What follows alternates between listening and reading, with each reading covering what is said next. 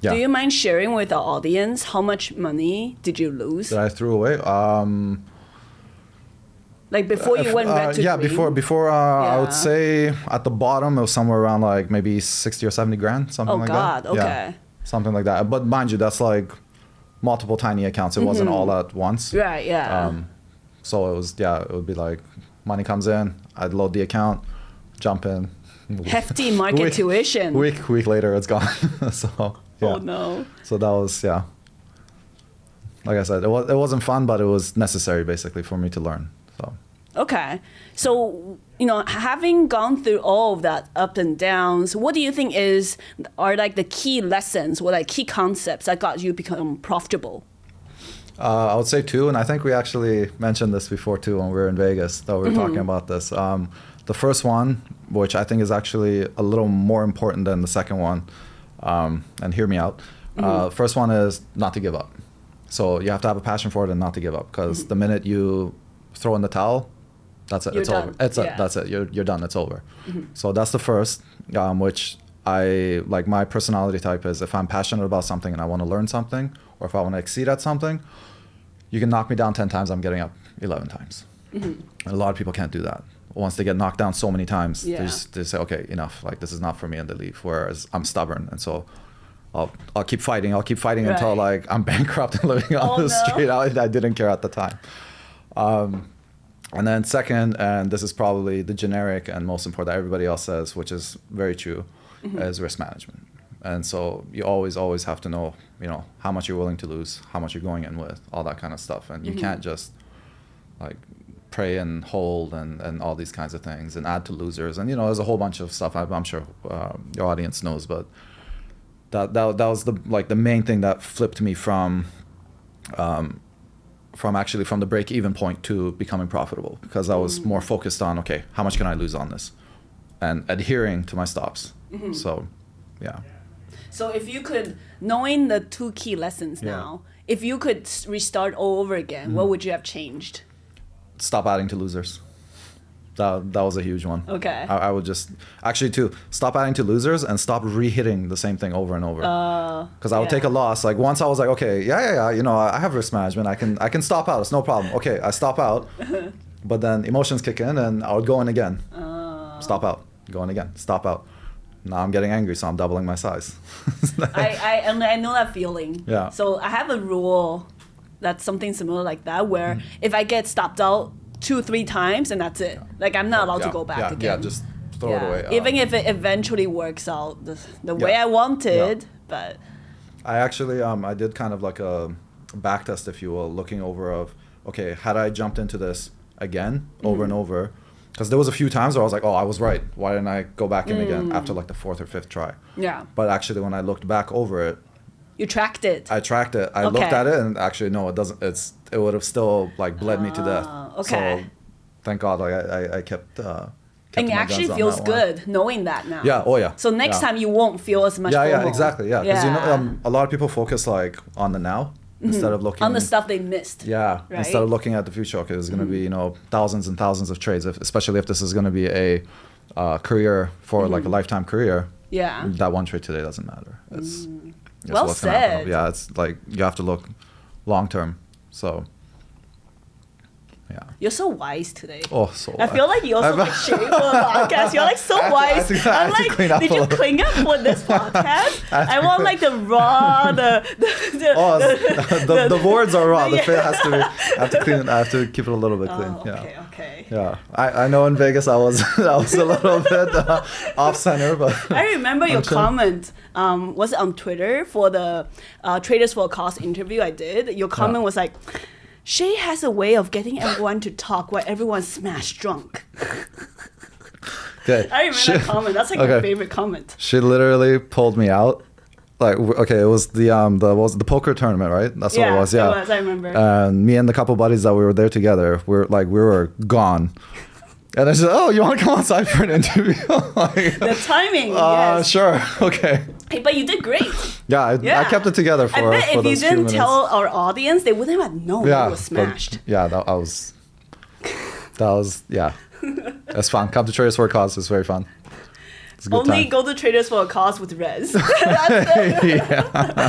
If you're not going this year, I'm probably not going either. Oh no, I'm going. Oh, okay. I'm going. I guess Oh, I just signed there's- myself up. There's a few people I need to get back at. Oh, really? Yeah, that Oh. I need to punish. Let's put it that way. okay. So, Oh, yeah, God. I'll be there. So let's go back to trading now. How do you select the kind of stocks you want to trade in? What kind of makes you gravitate towards them? So I'm looking for volatility basically. When I'm scanning, it's because I've looked in the past. I've kind of done like some back testing to see what stuff will move things, triggers, news, whatever, float, all this kind of stuff when everybody's on it. That's how I find them. And then what brings me to them is the asymmetrical opportunity to make money off of them. So that's why I gravitate towards them. So I'll never play something like an Apple that's just going sideways all day doing nothing, Okay. or like if one of the large caps has low volume and I can't get in and out. Actually, that goes for the small caps as well. Like actually any type of security that I'm trading, I need volume. I need liquidity, and I need volatility. And those are the main things that I look for to jump Do you in. have a preference for like the lower float stocks or the bigger floats? Not really. I would say I have gravitated more towards small caps, just because that's kind of where I started in, and they give more range in general. Of course, when you go into options, it's a different story. But for just equities specifically and small caps, there's like the usual pump and dumps and stuff like that. It gives you a lot of range that you can play with on the front and the back. So that's usually where I move towards. But anything is moving, I want in. Yeah. Okay. So do you usually have a bias, like long bias or short bias? Zero. I have zero. Yeah. So I'm gonna get kicked out of my own chat now, but I have zero bias. Okay. Yeah. I'm like, if you looked at my my trading journal, you'd probably see it's 50-50, like right down the line. Oh, Yeah. wow. Yeah. Yeah. So Even in last year's market and this year's market, it's still 50-50. yeah, still 50-50. Oh, wow. Yeah. That's I only pretty amazing. take I only take the trades that I think are gonna give like asymmetrical risk reward, like really big upside, whichever, up down, Yeah. to the risk. So sometimes that ends up being the long side. Sometimes it's the short side. Depends on who's stuck, where everybody's sitting in, and then I just take the other side of that. Do you have a favorite stock to trade? Not, you usually go yeah, back no, to? not really. I know a lot of people, they'll have like their Teslas and whatever, and their Apples and all that, where they watch that, or like their ESs. Yeah. But for me, it's not really. I just pop up my scanner in the morning, or from my previous night where I'm prepared, I can see, what's ready, what's available. And then I'll see also in the morning from the scanner, see what pops up. And then, I just throw them all on the watch list and take it from there. But I don't really do, like, I only trade this basket and I only stick to that. Yeah. So you just mentioned that you prepare on the evening. So what's yeah. your evening routine like? So I have like very, very simple criteria. During the day, I just have, or end of the day rather, the scanner is just what moved today, what has the largest range. Like the Highest actual, percentage gainer. no, so highest range as in just like take the high and the low minus each other and then divide by, I forget what the thing is, but like which had the most movement. Market change. Okay. Yeah. Which had, Gotcha. exactly. Yeah, that's it. And then I'll look through all of those and see what can set up for it.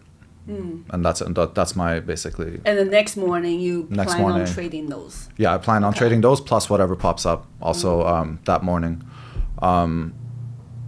Then I guess you can throw also in there like stuff that has been moving for a few days, like say if something's been pumping or something's just been going straight down.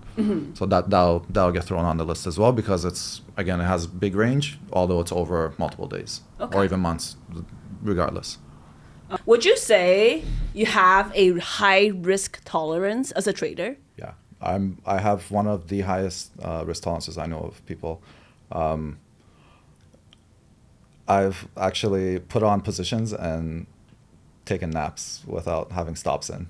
And I don't usually, care. I just let it go. Yeah. Wow. 'Cause yeah. so it doesn't stress you out. You can still fall asleep like that. Now, no, it doesn't matter to me. Back in the day, yes. But it was kind of like this psychological hurdle I needed to get over, because once I started sizing up, I would stress out, because I'm just thinking like, this is a lot of money that's on the line, and I can't risk it. I can't put it on.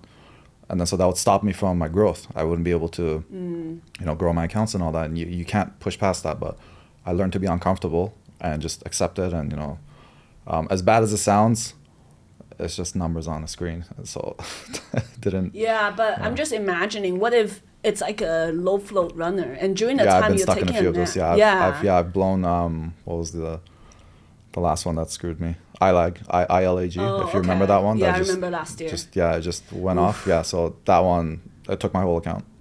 Oh God. So I'm yeah. sorry. But no, but like I'm saying, it took me like a week, like a few days of just like I hate myself and I want to kill myself and blah blah blah.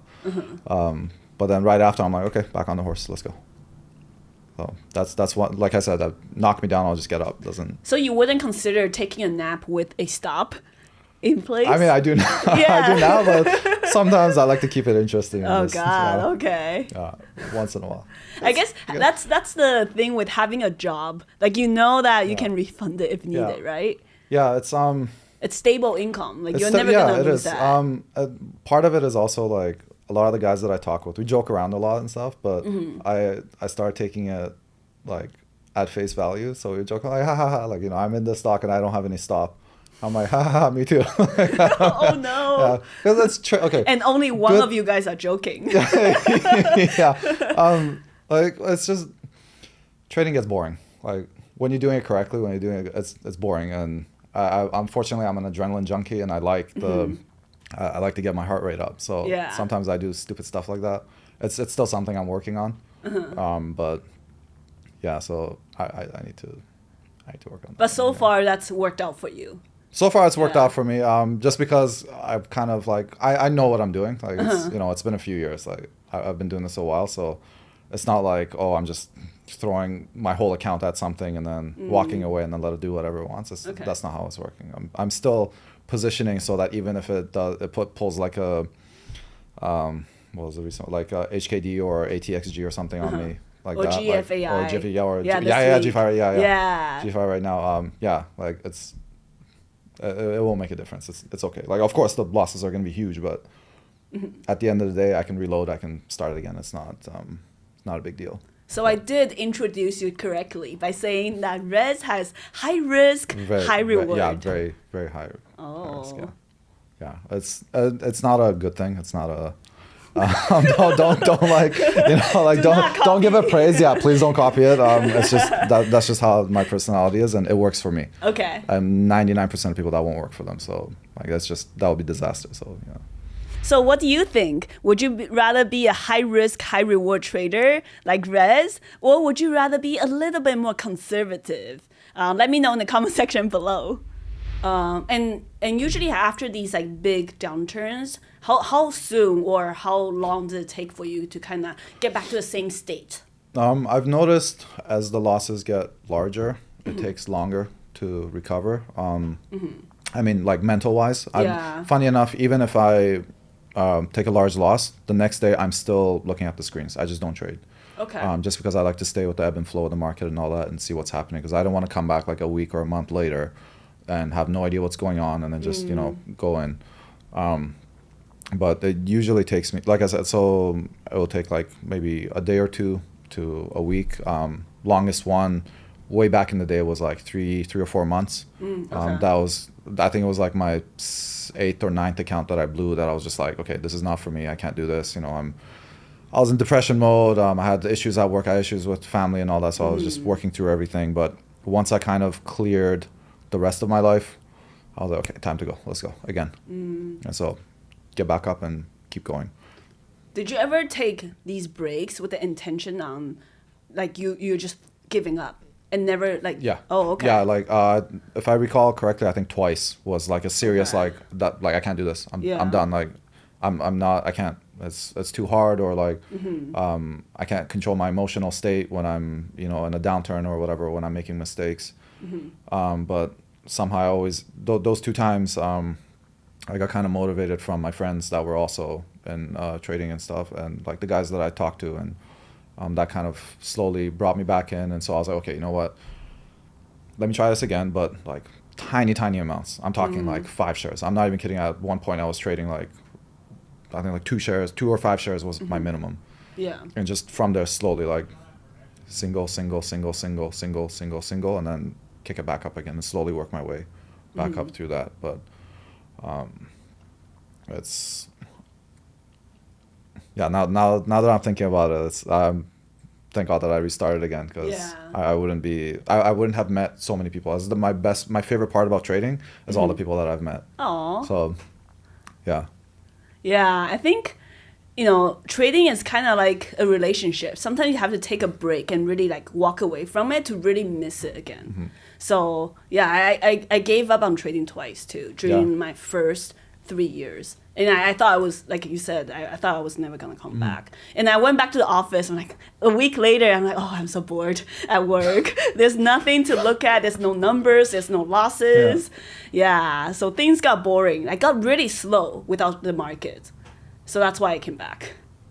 Yeah. And do you like coming back? Did you? Yeah, I did. Yeah, well, okay. I quit my job eventually. So Right. I didn't love my job like you do.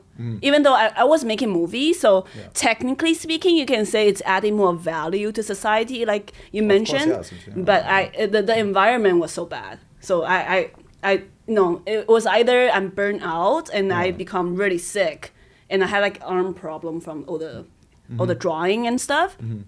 Or I contribute to society with another Hollywood blockbuster. Like, come on, like, so. Yeah. So I don't regret quitting. So could you tell our audience listening to this, on a high level, what is your strategy like for trading on the long side or on the short side? So you just watched a highlight reel. Make sure to learn from the full interview video over here. And if you enjoy these highlight clips, there are many more profitable lessons that you can learn for free from these experienced traders. Check this playlist right here.